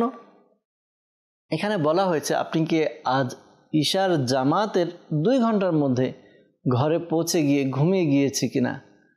তো তাড়াতাড়ি ঘুমানোর ব্যাপারে কেন বলা হয়েছে? এজন্য বলা হয়েছে যখন আমরা তাড়াতাড়ি ঘুমিয়ে যাব তখন আলহামদুলিল্লাহ আমাদের তাহাজ্জুদের নামাজ, ফজরের নামাজ জামাত সহকারে আদায় করার সৌভাগ্য হবে। অনেক সময় দেখা যায় যে আমরা বাসায় পৌঁছে যাই, কিন্তু বাসায় পৌঁছে আমরা মোবাইল নিয়ে ব্যস্ত হয়ে যাই। মোবাইল নিয়ে ব্যস্ত হওয়ার দ্বারা এমনটা হয় যে দেখা যায় যে মোবাইল নিয়ে আমরা বসে গেছি, অনেকটা সময় চলে গিয়েছে। অনেক সময় আমাদের অনেকে অভিযোগ করে যে ঘুম থেকে উঠতে পারিনি, ফজরের নামাজ ছুটে গিয়েছে, ফজরের নামাজ কাজা হয়ে গিয়েছে। তো ফজরের নামাজ যেন আমরা সুন্দরভাবে আদায় করতে পারি, পাশাপাশি সৌভাগ্যবান ইসলামী ভাইরা তাহাজ্জুদের নামাজও আদায় করতে পারে। এটা কখন সম্ভব? যখন আমরা তাড়াতাড়ি ঘুমাবো। যদি আমরা তাড়াতাড়ি ঘুমাই তখন একটা পর্যাপ্ত পরিমাণ সময় পাবো, আর এতে কি হবে, আমরা ফজরের নামাজ তো পড়তে পারবো, বরঞ্চ আমরা ইনশাআল্লাহ তাআলা যদি নিয়ত করে ঘুমাই তাহাজ্জুদের নামাজও আমরা আদায় করতে পারবো। আর তাহাজ্জুদের ফজিলত সম্পর্কে কেই না জানে, অন্তরের রুহানিয়াত পাওয়া যায় তাহাজ্জুদের নামাজ আদায় করার মাধ্যমে। তো আসুন আমরা নিয়ত করে নিই এই নেক আমলের উপরে আমরা আমল করব। যখনই আমরা বাসায় পৌঁছাই, আমরা 2 ঘন্টার মধ্যে, ঈশার জামাতের 2 ঘন্টার মধ্যে বাসায় পৌঁছে যাব। হ্যাঁ, যদি দাওয়াত ইসলামের কোনো ইজতিমা থাকে বা মাদানী মুজাকারা থাকে তখন আমরা দেখে চেষ্টা করব যেন তাড়াতাড়ি আমরা ঘুমিয়ে যাই ইনশাআল্লাহ আজ্জা ওয়াজাল। সাল্লু আলাল হাবিব সাল্লাল্লাহু তাআলা আলা মুহাম্মদ সাল্লাল্লাহু তাআলা আলাইহি ওয়াসাল্লাম। মাশাআল্লাহ, ইশারের নামাজের পর 2 ঘন্টার মধ্যে ঘুমানোর তারকিব কেবলা শাইখে তরিকাত আমির আহলে সুন্নাত দামাত বরকাতুল আলিয়া আমাদেরকে দিয়েছেন। যারা এই উৎসাহ পেয়ে উৎসাহিত হয়ে এই আমলটা করতে পেরেছে, আল্লাহ চায়, আল্লাহ তাআলার দয়ায় তাদের কখনো ফজরের নামাজ মিস হবে না, কাজা হবে না ইনশাআল্লাহ তাবারাক ওয়া তাআলা। কেননা নেক বান্দারা যে পথ দেখান না, এই পথ কখনো ভুল হতে পারে না। নেক বান্দারা যখন আমাদেরকে দিক নির্দেশনা দেয়, ওই দিক নির্দেশনা দেওয়াটা কখনো ভুল হতে পারে না যদি আমরা সঠিকভাবে এই কাজটা করতে পারি। এখন অনেকেই মাতব্বারি দেখাই, পণ্ডিতি দেখাই, বলে আমি পারি, রাতের 3টা বাজে ঘুমালেও আবার আমি ফজর পড়তে পারি। হয়তো বা ওই ক্ষমতা আপনার অর্জন হয়ে গেছে, তাই আপনি 3টায় শুইলে ঘুমালে আবার 5টায় উঠতে পারেন, কিন্তু সাধারণ মানুষের পক্ষে তো আর সম্ভব নয় ভাই। এই জন্য আল্লাহর অলিদের দেয়া দিক নির্দেশনা, পথ, এগুলো আমাদের অনুসরণ করা উচিত। আল্লাহ তাআলা বোঝার তৌফিক দান করুক। আল্লামা ইবনে হাজার রহমতুল্লাহি তাআলা বলেন, সাহাবায়ে কেরামের মধ্যে একটা পদ্ধতি প্রচলিত ছিল, আর সেটা হলো কোন ব্যক্তি মুনাফিক আর কোন ব্যক্তি ঈমানদার এটাকে চেনার জন্য আলী রাদিয়াল্লাহু তাআলা আনহুকে পেশ করে দিতেন। অর্থাৎ তারা এটা দিয়ে বিবেচনা করতেন যে এই ব্যক্তির মধ্যে আলী রাদিয়াল্লাহু তাআলার ভালোবাসা আছে নাকি দুশমনী আছে। যদি দেখে যে তার মধ্যে আলী রাদিয়াল্লাহু তাআলা আনহুর ব্যাপারে দুশমনী আছে, তবে তারা ধরে নেয় এ মুনাফিক। আর যদি ভালোবাসা থাকে তবে সাহাবা একরাম ধরে নেয় এই ব্যক্তি মুমিন। তো তাদের মধ্যে এটা প্রচলন ছিল, যদি কাউকে জানতে হয় যে এই ব্যক্তি মুমিন নাকি মুনাফিক, আলী রাদিয়াল্লাহু তাআলা আনহুর বিষয় তুলে দিতেন। যখন ওই ব্যক্তি উল্টা সিধা কথা বলতো বুঝে যেত। আর আলী রাদিয়াল্লাহু তাআলা আনহুর একটি বাণী আছে, হাদিসে মোবারকার মধ্যে, মুসলিম শরীফের মধ্যে হাদিসটি এসেছে, তিনি নিজেই এর বর্ণনা করেন। তিনি রাদিয়াল্লাহু তাআলা আনহু বলেন, ওই সত্তার শপথ যিনি বীজকে বৃক্ষে পরিণত করেন, ওই সত্তার শপথ যিনি আত্মাকে সৃষ্টি করেছেন, নিঃসন্দেহে নবী করিম সাল্লাল্লাহু তাআলা আলাইহি সাল্লাম আমার সাথে ওয়াদা করেছেন যে আমাকে মুমিনরা ভালোবাসবে। অর্থাৎ আলী রাদিয়াল্লাহু তাআলা আনহু বলেন, আমাকে মুমিনরাই ভালোবাসবে আর মুনাফিকরা আমার সাথে অন্তরে শত্রুতা রাখবে।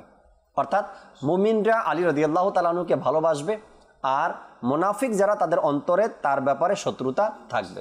তো এই জন্য সাহাবা একরামের মধ্যে এটা প্রচলিত ছিল প্রথাটা, যে কাউকে যদি এভাবে নির্ণয় করা হতো যে সে মুমিন নাকি মুনাফিক, তো আলী রাদিয়াল্লাহু তাআলা আনহুর কথা উঠিয়ে দিতেন, আর এই কথা বলতে বলতেই তাদের মধ্যে থেকে এটা প্রকাশ হয়ে যেত। আল্লাহ তাআলা আমাদেরকে সঠিকভাবে ভালোবাসার সেই তৌফিক আমাদেরকে দান করুন। আমিন আমিন। আবু তালিব ভাই আরো কিছু মাদানী ফুল।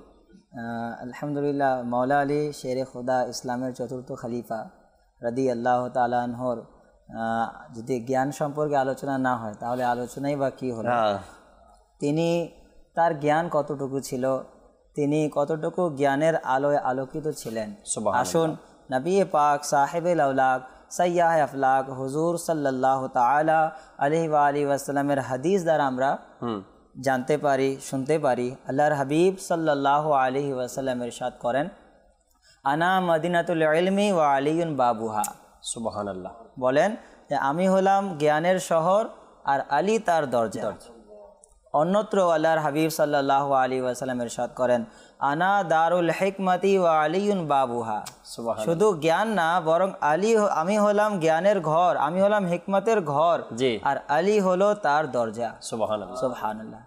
প্রকাশ্য ও অপ্রকাশ্য জ্ঞানের অধিকারী ইসলামের চতুর্থ খলিফা মাওলা আলী মুশকিল কুশা কররামাল্লাহু তাআলা ওয়াজহুল করিম, আল্লাহ তাবারক ওয়া তাআলার নিয়ামত পেয়ে তার শুকরিয়া জ্ঞাপন করে মাওলা আলী শেরে খোদা কররামাল্লাহু তাআলা ওয়াজহুল করিম বলেন, জাকির ভাই তিনি বলেন, আল্লাহ তাআলার কসম, আমি কোরআন শরীফের প্রত্যেক আয়াত সম্পর্কে জানি যে তা কোথায় এবং কোন সময় অবতীর্ণ হয়েছে। সুবহানাল্লাহ সুবহানাল্লাহ। তিনি বলেন, নিঃসন্দেহে আমাকে আমার আল্লাহ তাবারক ওয়া তাআলা বুঝ সম্পন্ন অন্তর এবং প্রশ্নকারী মুখ দান করেছেন।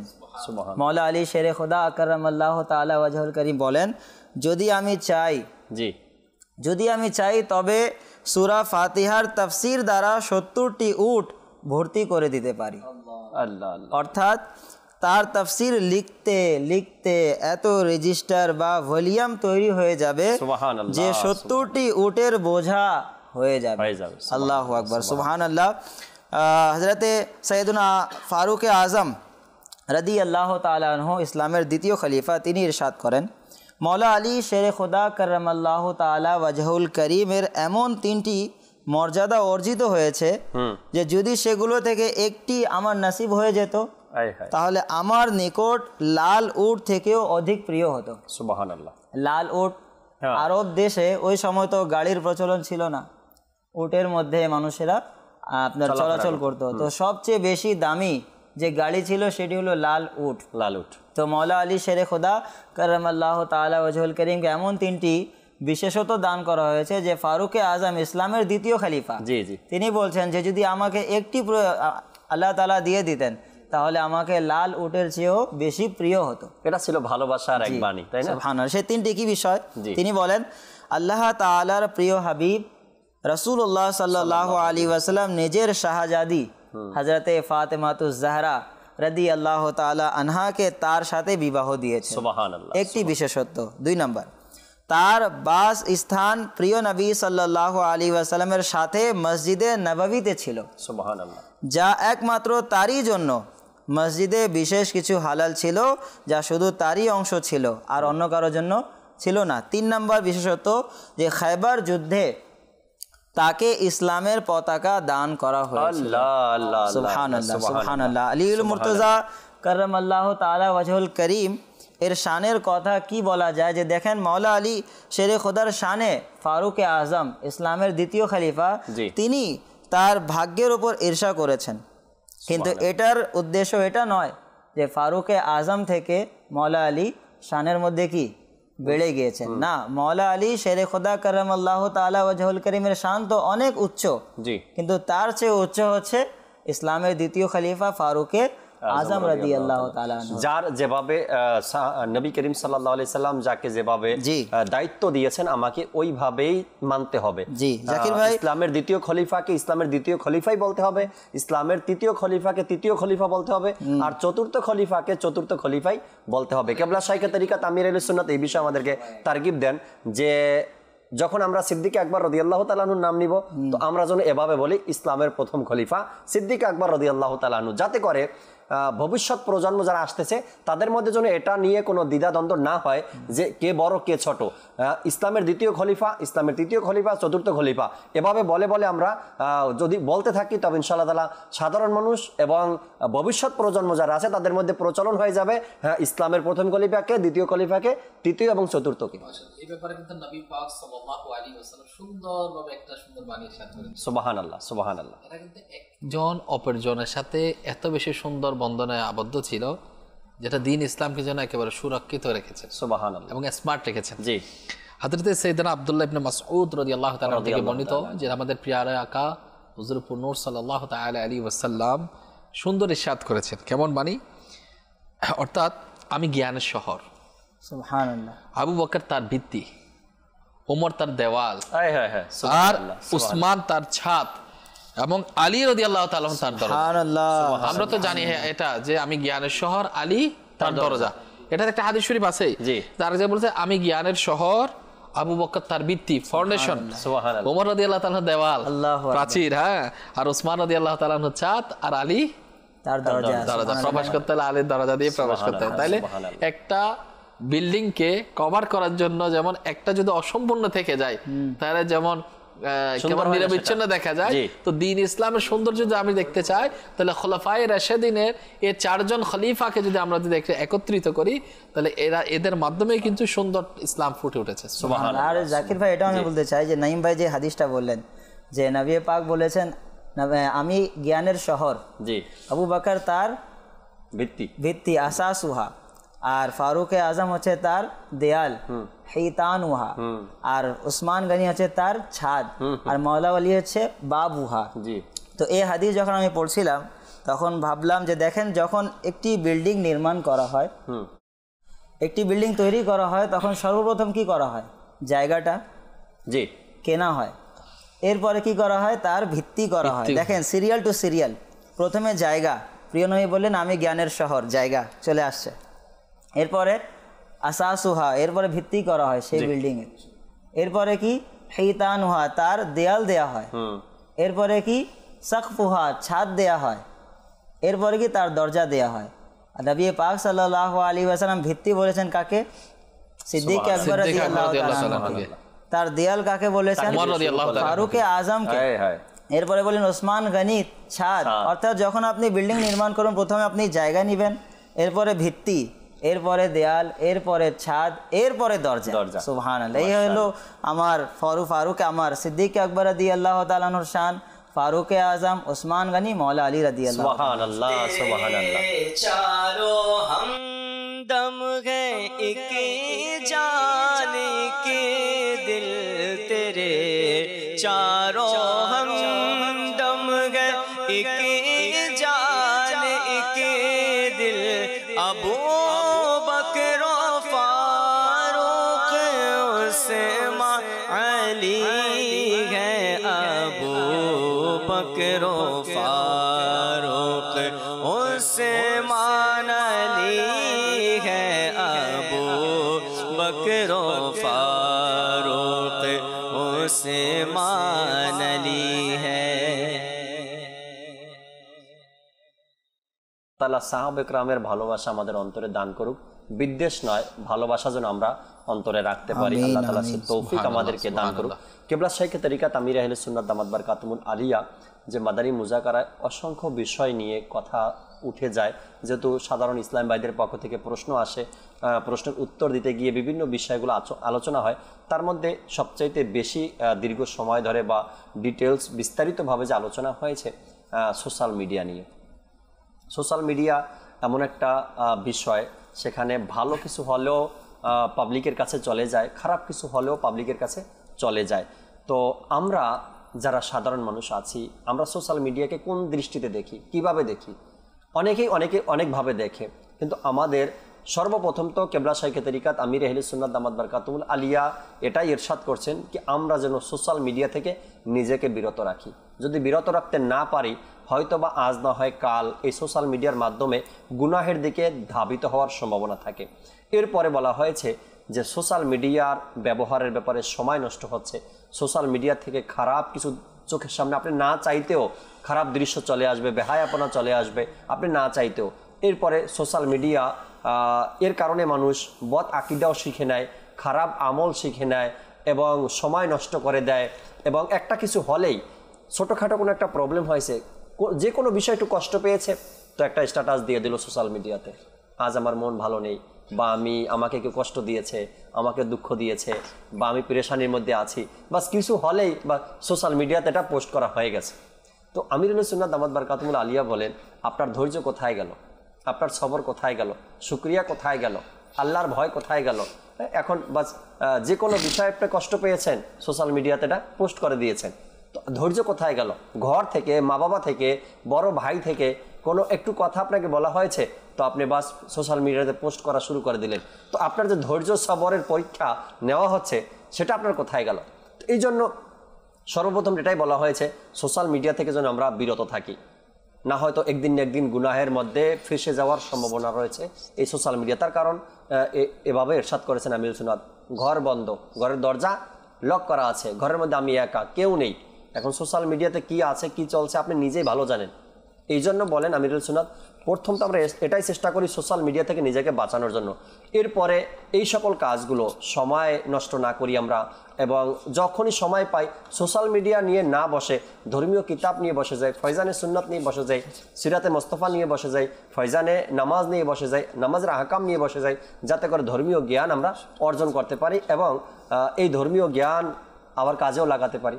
তো আমরা ব্যক্তিগতভাবে নিজের সোশ্যাল মিডিয়াতে যতটুকু সময় দেই, আমরা এখান থেকে ফিরে আসি, আল্লাহ তাআলার ইবাদত করি। কাল কিয়ামতের ময়দানে যখন প্রতিটা সময়ের ব্যাপারে আমাদেরকে প্রশ্ন করা হবে, তখন এই যে প্রতিদিন 5 থেকে 7 ঘন্টা সোশ্যাল মিডিয়াতে দেন, এটার জবাব কীভাবে দিবেন? আপনাকে জবাব তো দিতে হবে, এটার জবাবও দিতে হবে। আল্লাহ, আমি একদিনে 5 ঘন্টা 6 ঘন্টা। এখন একটা সোশ্যাল মিডিয়ার কথা যেহেতু চলে আসছে দর্শক, মোবাইল অ্যাপস বা একটা সিস্টেম বের হয়েছে, আপনি আজ কত ঘন্টা সোশ্যাল মিডিয়াতে ছিলেন এটা মোবাইল আপনাকে বলে দিবে। আপনি আজ কত কিলোমিটার হাঁটছেন পায়ে, এটা আপনার মোবাইল আপনাকে বলে দিবে। তো আপনি একটু ট্রাই করেন, এটা যদি আপনার সম্ভব হয় চালু রাখেন মোবাইলে। একদিন পার হওয়ার পরে এরপর আপনি ওই অপশনটা চেক করেন, তো আজকে আমি কত ঘন্টা মোবাইল ব্যবহার করলাম। তো মোবাইল আপনাকে বলে দিবে, আমাকে এত ঘন্টা ফেসবুকে এত ঘন্টা ছিল তুমি, হোয়াটসঅ্যাপে এত ঘন্টা ছিল তুমি, ইমোতে এত ঘন্টা ছিল তুমি। তো আপনি নিজে নিজে হিসাব করে বের করতে পারবেন সোশ্যাল মিডিয়াতে আমি কত ঘন্টা ছিলাম আজ। তখন আপনি নিজের বিবেককে প্রশ্ন করেন, যদি 5 ঘন্টা আমি মোবাইলকেই দিলাম, তো বাকি সময়টা আমি আর কতটুকু বাঁচলো আমার থেকে, কি করলাম আমি, কতটুকু ইবাদত রিয়াজত করতে পারলাম। আল্লাহ তাবারক ওয়া তাআলা হিফাজত দান করুক আমাদেরকে সোশ্যাল মিডিয়া থেকে, যেন আমরা নিজেকে বিরত রাখতে পারি। আল্লাহ তাআলা সে তৌফিক আমাদেরকে দান করুক। আহমদ রেজা ভাই, একটা কালাম আপনার থেকে আবারও নিব আমরা ইনশাআল্লাহ তাবারক ওয়া তাআলা। একটা হাদিসে মোবারকা শুনি, এরপরে আসবো আমরা আহমদ রেজা ভাই থেকে একটা কালাম শোনার জন্য। সাইয়েদে আলা হযরত রহমতুল্লাহি তাআলা যখনই কলম তুলেন, যে বিষয় কলম তুলেন সাইয়েদে আলা হযরত ওই বিষয়টাকে পরিপূর্ণ করে সাধারণ মানুষ পর্যন্ত পৌঁছানোর চেষ্টা করেন। যে বিষয় তুলেন, যদি দেখি আজ হারামের বিষয়, সাইয়েদে আলা হযরত কিতাব লিখেছেন, তো A to Z আলা হযরতের কিতাব আছে হারামের ব্যাপারে। যদি দেখি মা বাবার হকের ব্যাপারে, তো কিতাব আছে পরিপূর্ণের সাথে। এমনটা নয় যে আজ বয়ান করলাম, 2 পাতা লেখলাম, 3 পাতা লেখলাম, এরপর একই কিতাবের মধ্যে অন্য বিষয় তুলে ধরলাম, এমনটা নয়। আলা হযরত যে কিতাব লেখা শুরু করেছেন, যদি থাকে মা বাবার হক, তো শেষ পর্যন্ত মা বাবার হকের ব্যাপারে আয়াতে কারিমা, হাদিসে মোবারকা এবং বিভিন্ন বিষয় তুলে ধরে বোঝানোর চেষ্টা করেছেন। ঠিক সাইয়েদে আলা হযরত রাহমাতুল্লাহি তাআলা যখন হযরত আলী রাদিয়াল্লাহু তাআলা আনহুর সম্মান, মাহাত্ম্য, মর্যাদা নিয়ে লেখা শুরু করলেন, এক কিতাব লিখে দিয়েছেন সাইয়েদে আলা হযরত রাহমাতুল্লাহি তাআলা। এই কিতাবের মধ্যে তিনি বলেন, আলী রাদিয়াল্লাহু তাআলা আনহু তার শান ও মর্যাদা কেমন, এটা যদি আমরা জানতে চাই, তবে অন্যান্য সাহাবা একরামের বাণী যেন আমরা শুনি। সাহাবা একরাম আলী রাদিয়াল্লাহু তাআলা আনহুর ব্যাপারে কি ইরশাদ করেছেন। আচ্ছা, এর শান মর্যাদা সম্পর্কে যদি জানতে চাই, আল্লাহ নবী সাল্লাল্লাহু আলাইহি সাল্লাম কি ইরশাদ করেছেন আমরা অধ্যয়ন করি। তো আলা হযরত রাহমাতুল্লাহি তাআলা আলী রাদিয়াল্লাহু তাআলা আনহুর শান ও মর্যাদা যদি জানতে চাই, সাহাবা একরাম, অন্যান্য সাহাবা একরাম আলী রাদিয়াল্লাহু তাআলা আনহুর ব্যাপারে কি ইরশাদ করেছেন, এই বিষয়গুলো আমাদেরকে ফলো করতে বলছেন। এটা যদি আমরা করতে পারি, তবে একদিকে সাহাবা একরামের ভালোবাসা, অন্যদিকে আলী রাদিয়াল্লাহু তাআলা আনহুর ব্যাপারে দুশমনী। একদিকে আলী রাদিয়াল্লাহু তাআলা আনহুর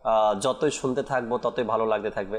নাইম ভাই শুরুতেই যে স্টার্ট করলেন যে আলী রাদিয়াল্লাহু তাআলা আনহু কমবেশ 10 বছর বয়সে ইসলামের সুশীতল ছায়াতলে তিনি চলে এসেছেন, অর্থাৎ ইসলাম ধর্মের ছায়াতলে তিনি চলে এসেছেন। বলা হয় শিশুদের মধ্যে, ছোটদের মধ্যে সর্বপ্রথম ঈমান গ্রহণকারী হলেন আলী রাদিয়াল্লাহু তাআলা। আবার বিভিন্ন বর্ণনা থেকে কিন্তু অনেক সময় অনেক রকমের কথা বের হয়ে আসে। অনেকে বলেন যে পুরুষদের মধ্যে যেহেতু আবু বকর সিদ্দিককে বলা হয় রাদিয়াল্লাহু তাআলা আনহু, তো সেখানে আবার আলী রাদিয়াল্লাহু তাআলা আনহু, এটা দুই দিকে ভাগ করা হয়েছে। উপযুক্ত বয়স, বয়সের দিক থেকে বলা হয়েছে, যে বয়সের দিক থেকে বলা হয়েছে যখন একজন মানুষের বুঝ হয়ে যায়, তো এর মধ্যে সিদ্দিক আকবর রাদিয়াল্লাহু তাআলা আনহু হলেন প্রথম মুসলমান, আর অর্থাৎ ইসলাম ধর্ম গ্রহণ করেছেন। আর শৈশবের শিশুকাল যদি দেখি আমরা, ছোটদের মধ্যে অর্থাৎ কম বয়সীদের মধ্যে আলী রাদিয়াল্লাহু তাআলা আনহু প্রথম ইসলাম গ্রহণ করেছেন। তো এই জন্য বলা হয় দুইজন, অর্থাৎ সিদ্দিক আকবর রাদিয়াল্লাহু তাআলা আনহু পুরুষদের মধ্যে অর্থাৎ বড় উপযুক্তদের মধ্যে সর্বপ্রথম ইসলাম ধর্ম গ্রহণ করেছেন, এবং আলী রাদিয়াল্লাহু তাআলা আনহু ছোটদের মধ্যে সর্বপ্রথম ইসলাম ধর্ম গ্রহণ করেছেন। নারীদের মধ্যে জাকির ভাই কি ইসলাম গ্রহণ করেছেন সর্বপ্রথম? খাদিজাতুল কুবরা রাদিয়াল্লাহু তাআলা। আর এর নবী করিম সাল্লাল্লাহু আলাইহি সাল্লামের সাথে যাদের টাচ হয়ে গেছে না, যাদের একবার নবী করিম সাল্লাল্লাহু আলাইহি সাল্লামের সুবহানাল্লাহ একটা হাদিসে পাক যে আছে না, এটা আমার বারবার পড়তেও ভালো লাগে, বলতেও ভালো লাগে। কুফায় একজন লোক বসবাস করতেন, তিনি প্রায় 10 বছর পূর্বে নবী পাক সাল্লাল্লাহু আলাইহি সাল্লামের চিঠি পেয়েছেন, যে মুসলমান হওয়ার ব্যাপারে দাওয়াত পেয়েছেন, তিনি মুসলমান হয়েছেন। তখন নবী পাক সাল্লাল্লাহু আলাইহি সাল্লাম হায়াতে মোবারকাতে, অর্থাৎ জাহিরি হায়াতে মোবারকাতে আছেন। নবী পাক সাল্লাল্লাহু আলাইহি সাল্লাম দুনিয়া থেকে বিদায় নেওয়ার 10 বছর আগের কথা। যখন সে চিঠি পেয়েছেন অর্থাৎ দাওয়াত পেয়েছেন ইসলাম ধর্ম গ্রহণ করার, সে ইসলাম ধর্ম গ্রহণ করে নিয়েছেন। এই 10 বছর আসতে পারেননি মদিনাতুল মুনাওয়ারায়, হয়তো তার তকদিরে ছিল না, তার নসিবে ছিল না সাহাবী হওয়ার, সে আসতে পারেনি। দুঃখ কষ্টের বিষয় কি তালিব ভাই, ওই ব্যক্তি 10 বছর পরে মদিনাতুল মুনাওয়ারায় সফর করছেন, আচ্ছা আসতেছেন, খুব খুশি অন্তরে, ইসলাম ধর্ম গ্রহণ করছি 10 বছর আগে, এখন নবীকে আমি সামনে থেকে দেখবো, সাহাবী হওয়ার সেই স্বাদ আমি অর্জন করব। কেমন এক আবেগ থাকে দেখেন না। আজ থেকে 1500 বছর আগে নবী পাক সাল্লাল্লাহু আলাইহি সাল্লাম ইরশাদ করে গেছেন যে আমার রওজাতে আসবে, তার জন্য শাফাত করা ওয়াজিব আমার উপরে। এখন দেখেন আশিক রাসূল কিভাবে ছুটে, কিভাবে যায়, হাজার হাজার মানুষ যাচ্ছে নবী পাক সাল্লাল্লাহু আলাইহি ওয়াসাল্লাম দরবারে। আর ওই সময় আমার নবী হায়াতে মোবারকাতে একজন ব্যক্তি 10 বছর আগে ঈমান গ্রহণ করছেন, তার আশাটা কত একটা আবেগপূর্ণ হয়ে থাকে না। ওই ব্যক্তি যখন মদিনাতুল মুনাওয়ারায় আসছেন, জানলে হয়তো আপনার হাদিসটা পড়ছেন, আমি যখনই পড়ি তখনই আমার চোখ থেকে পানি চলে আসে। ওই ব্যক্তি যখন কুফা থেকে আসলেন মদিনাতুল মুনাওয়ারায় 10 বছর পরে, তখন সাহাবা ইকরাম আলাইহিমুর রিদওয়ান নবী পাক সাল্লাল্লাহু আলাইহি সাল্লামের দেহ মোবারক মাজারে আনোয়ারে রেখে দাফন করার পরে, অর্থাৎ মাজারে আনোয়ারে আমার নবী পাক সাল্লাল্লাহু আলাইহি সাল্লামের দেহ মোবারক রেখে মাটি ঝাড়ছেন হাতের, ওই মুহূর্তে ওই সাহাবী এসে উপস্থিত হলেন। আচ্ছা, এখন এসে সাহাবা ইকরামকে জিজ্ঞাসা করতে লাগলেন, হুজুর সাল্লাল্লাহু আলাইহি সাল্লাম কোথায়? আমি কুফা থেকে আসছি, ওই যে আমাকে 10 বছর আগে দাওয়াত দিয়ে চিঠি পাঠিয়েছিলেন, আমি ওই ব্যক্তি, 10 বছর আগে আমি ঈমান আনয়ন করছি, আমার নবীর সাথে দেখা করতে আসছি। সাহাবা ইকরামের কান্না কাকে বলে কিতাবের মধ্যে প্রতিটা সাহাবা ইকরামের চোখে পানি ছিল। বলে আপনার নসিব কেমন, আপনার ভাগ্য কেমন, 10 বছর আগে ঈমান এনেছেন কিন্তু আপনি আসতে পারেননি, যে কোনো কারণবশত আসতে পারেননি, হয়তো নসিবেই ছিল না আপনার, আর আপনি এমন মুহূর্তে আসছেন নবীকে দেখতে পারলেন না আপনি। এই মাত্র আমরা রওজায়ে আনোয়ারে নবীকে রেখে আমরা মাত্র হাতের মাটি পরিষ্কার করছি। শুনে ওই ব্যক্তি ওখানে কান্না করতে করতে জমিনে শুয়ে গেছে। জি, তো এই সাহাবী হওয়ার স্বাদ সে আর পেল না এক মুহূর্তের জন্য, কতটুকু সময়ের জন্য।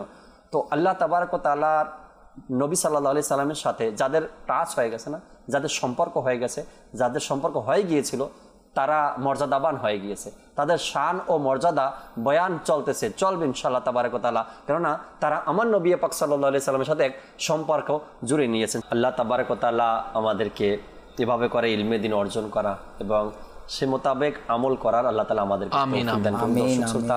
আল্লাহ তাআলা অনেক বড় দয়া যে বর্তমান সময় যেখানে এত ফিতনা, আর এই জমানায় এসে দাওয়াত ইসলামী আমাদেরকে এত সুন্দরভাবে পথ দেখাচ্ছেন আর সঠিক পথে চালানোর দায়িত্ব দাওয়াত ইসলামী নিয়েছেন। আমাদের দায়িত্ব এখন দাওয়াত ইসলামীর সঙ্গে থাকা, দাওয়াত ইসলামীকে সময় দেওয়া এবং দাওয়াত ইসলামীকে সর্বদিক থেকে সাপোর্ট করা, যাতে করে আমার প্রজন্ম, আমার ভবিষ্যৎ প্রজন্ম দাওয়াত ইসলামীর মাধ্যমে যেন আল্লাহ তাআলার দয়ায় সঠিক পথ পেয়ে যায়। ঘরে বসে আজ আমরা মাদানী চ্যানেল দেখছি, মাদানী চ্যানেলের বা দাওয়াত ইসলামীর প্রতিদিনের খরচ যদি আমরা শুনি হয়তো বা অবাক হয়ে যাই। প্রতিদিনের লক্ষ কোটি টাকা খরচ, প্রতিদিনের, মাসের কথা বলিনি আমি, একদিনের কথা বলি যদি, তাও লক্ষ কোটি টাকা খরচ আছে দাওয়াত ইসলামীর এই মাদানী চ্যানেলের। আর দাওয়াত ইসলামী কয়েকটা শোভাজাত বিভাগ ডিপার্ট নিয়ে দিনই কাজ করছে। তো আপনাদের কাছে অনুরোধ, প্রতিদিনই বলি আমি, আজকেও বলছি, আপনাদের জাকাত, ফিতরা, দান অনুদান, রমজানে আমরা দান অনুদানে একটু আগ্রহ বেশি থাকে আমাদের, কেননা এই মাসে সদকা করার ফজিলত আল্লাহ তাবারক ওয়া তাআলা 70 গুণ বাড়িয়ে দেন অন্যান্য মাসের তুলনায়। তো এই মাসে আমরা দান সদকা করার এক আগ্রহ আমাদের মধ্যে বেশি থাকে। এই আগ্রহকে নিয়েই আমরা দাওয়াত ইসলামীকে, মাদানী চ্যানেলকে নিজের দান অনুদান জমা করিয়ে দিই দাওয়াত ইসলামীর মাদানী ফান্ডে। আল্লাহ চাই ইনশাআল্লাহ তাবারক ওয়া তাআলা আপনার সহযোগিতার মাধ্যমে, আপনার এই সাপোর্টের মাধ্যমে দাওয়াত ইসলামীর কাজ জানি না আল্লাহ তাবারক ওয়া তাআলা আরও কত সামনের দিকে নিয়ে যায়, অগ্রসর হয়ে যায়, মাদানী চ্যানেল আরও ভালো মতো চলতে শুরু করে দেয়। ভালো মতো চলছে এখনও, ভালোর চেয়ে আরও ভালো আছে।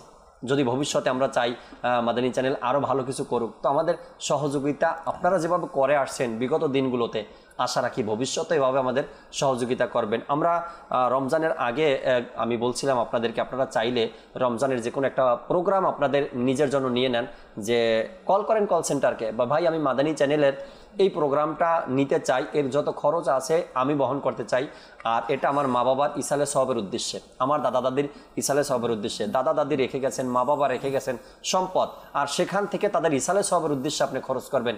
কল সেন্টারে কল করুন এবং আপনি জেনে নেন যে কোন প্রোগ্রামে কত খরচ হয়, আর আপনি কোন প্রোগ্রামটা চয়েস করছেন ইসালে সওয়াবের উদ্দেশ্যে।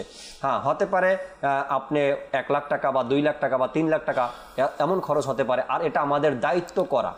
এক তো দিন ইসলামের প্রচার প্রসারের জন্য, দ্বিতীয়ত ইসালে সওয়াবের উদ্দেশ্যে যখন আমরা এই কাজগুলো করব, আল্লাহ চাই ইনশাআল্লাহ তাবারক ওয়া তাআলা এর প্রতিদান আপনিও পাবেন এবং যাদের জন্য করছেন তারাও এর প্রতিদান পাবে। তো কিছু প্রোগ্রাম আপনি নিয়ে নিতে পারেন, একটা নিতে পারেন, আপনি 2টা নিতে পারেন, আপনি যে দর্শক শ্রোতা দেখছেন আপনারা এই কাজগুলো করেন। আরেকটা বিষয়, দাওয়াত ইসলামীর জামিয়াতুল মদিনা, মাদ্রাসাতুল মদিনা আপনার এলাকায়, আপনার শহরে, আপনার এলাকাতে, আপনার জেলাতে, আপনার থানাতে রয়েছে। আপনি চাইলে একটা মাদ্রাসার দায়িত্ব নিতে পারেন। কল করুন কল সেন্টারে, ভাই আমি আমার এলাকায় যে মাদ্রাসাতুল মদিনা আছে 1 মাসের খরচ আমি বহন করলাম, কত 2 লাখ 3 লাখ 5 লাখ, এর চাইতে তো আর বেশি না, আপনি নিয়ে নেন নিজের নামে।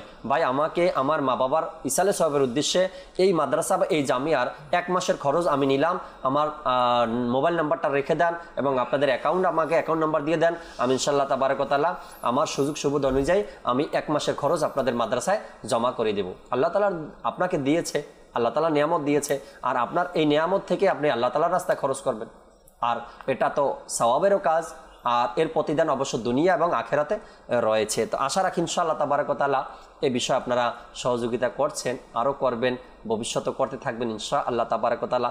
আজ এই পর্যন্ত যে চলে আসছে দাওয়াত ইসলামী, এটা কিন্তু কারো ব্যক্তির টাকায় না, সবার টাকায়, সবার সহযোগিতায় দাওয়াত ইসলামী এই পর্যন্ত আসছে, আর ভবিষ্যতে চলবে আমাদের 10 জনের সহযোগিতাতেই চলবে। অর্থাৎ আমরা যারা ভালোবাসি দাওয়াত ইসলামীকে মহব্বত করি, আমাদের 10 জনের, প্রবাসে যারা আছেন ভাইরা, আপনাদেরকেও বলবো যে অনেক সময় আপনারা আমাদেরকে উত্তর দেন, বলে ভাই কোথায় দিব, কাকে দিব, কিভাবে দিব, পাই না।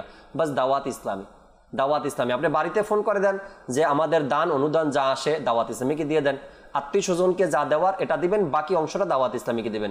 প্রবাসী ভাইরা চাইলেও আপনারা, দেখি আমরা মাঝে মধ্যে আপনারা যে খেদমতগুলো করেন বিভিন্ন সাইট থেকে বিভিন্নভাবে, আপনারা চাইলে প্রবাসী ভাইরাও কিন্তু মাদানী চ্যানেল চালিয়ে রাখতে পারেন, এটা কোনো ব্যাপার না। আপনি চাইলে, আপনারা চাইলে দাওয়াত ইসলামীকে চালিয়ে রাখতে পারেন, এটা কোনো ব্যাপার না। তো আপনি আপনার ইচ্ছা মতো দাওয়াত ইসলামীকে দান অনুদান জমা করাবেন, আশা রাখি ইনশাআল্লাহ তাবারক ওয়া তাআলা।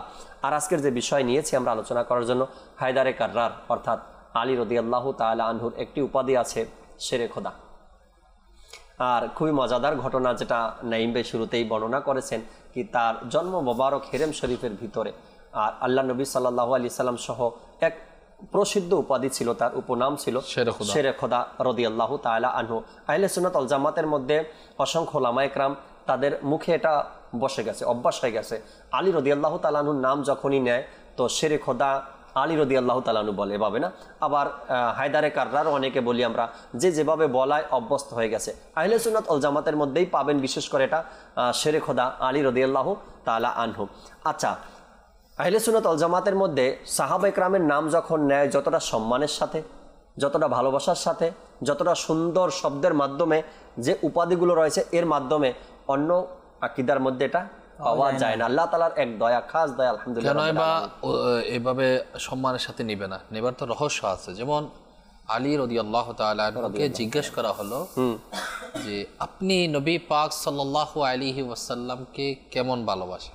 জি, উত্তরটা কেমন হতে পারে?